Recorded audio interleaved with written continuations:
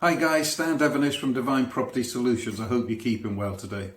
In today's video I'm going to go through how to find and tenant world-class properties. I call them family homes, some of you will call them buy-to-lets or rentals. I call them family homes or family rentals, for a reason, and we'll cover that in the process.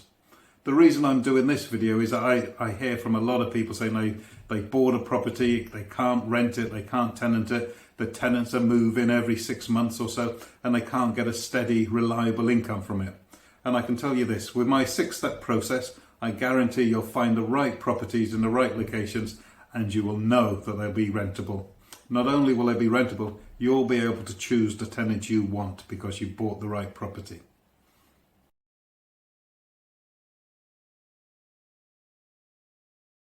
So the first golden rule is capacity, or the size of the property.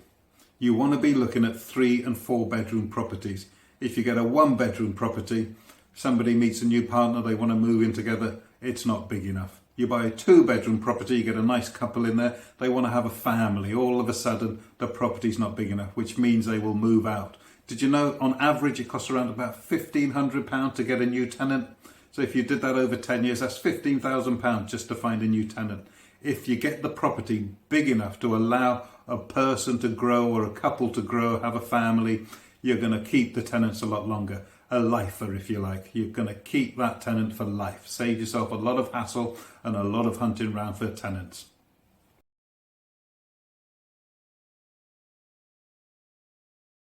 So the next golden rule is location. Don't buy a property in a town or city which just happens to be where you live. It's easy, it's convenient, you know the property, and it's going to be easy to manage. This is a business decision you're making. You want to get the best property which gives you the best return. So for example, I live in Cardiff. I could buy a £400,000 house. I could rent this out for £1,400 a month, £16,800 a year, quite easily. Or I could take that same 400,000 and I could go a few miles up to the valleys and I could buy 4 houses for that same £400,000. These properties might only return a rent of £450 a month, but times that by 4, you got £1,800 a month or £21,600 a year. The return's a lot better. So always think where you can get the best return on your properties, not about ease and convenience. The next golden rule is capital growth. On average, annually, the UK property market goes up by 7.9%. That takes into account all the ups and the downs, the recessions, the booms, the twists and the turns that the economy goes through. So 7.9% is what we want to be aiming for.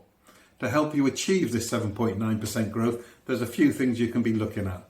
1, you want to be buying in a town or a city with 80,000 population plus. You want to be buying within 5 miles of the town centre. You want to be close to a great secondary school. Look at the Ofsted records. You want a good or a higher rating. You need great public transport. You want to be close to the trains, the buses, the tubes, the trams, whatever there is, you want to be close to it. And you need an excellent road network, roads into town and roads to motorways.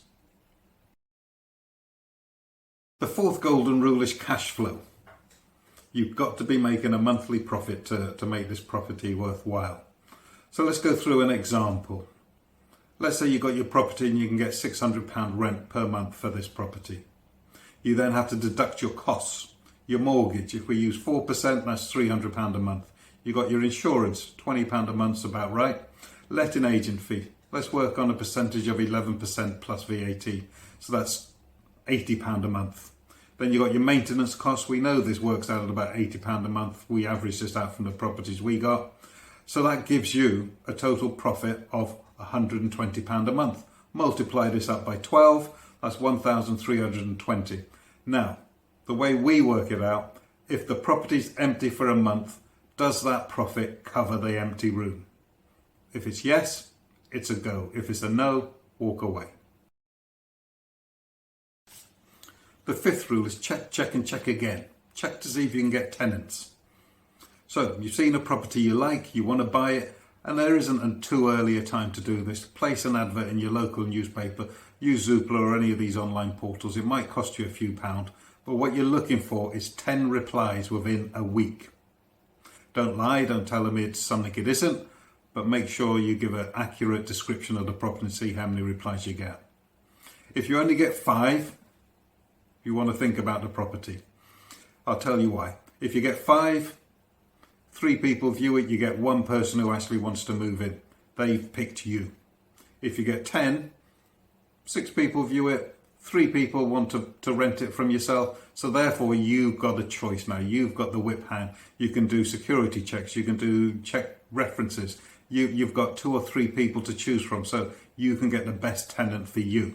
So check and double check and make sure the demand is there. So when you do finish it, you've got a tenant ready to go. And the final golden rule, keep some money back. Don't spend your whole pot. One little hiccup and you're ruined, or you're going to be putting your hand in your own personal pocket to fix the property. So as a rule, as a golden rule, if you like, if we had £100,000, we would only ever look to spend 95,500 on that project, and we keep 4,500 back for a rainy day, or if there's a major repair we do. Always keep some money spare. Keep it separate from everything else, otherwise you're just going to be putting your hand in your own pocket all the time. Well, I hope you found our golden rules helpful and useful, and next time you're looking at buying a family let, try and remember them. This is the surefire way to make sure you get a great rental property with good tenants who will stay for a long time, and you'll get capital growth and not having to put your hand in your own pocket again. So remember, opportunity is always a knocking. All you've got to do is keep your ears open.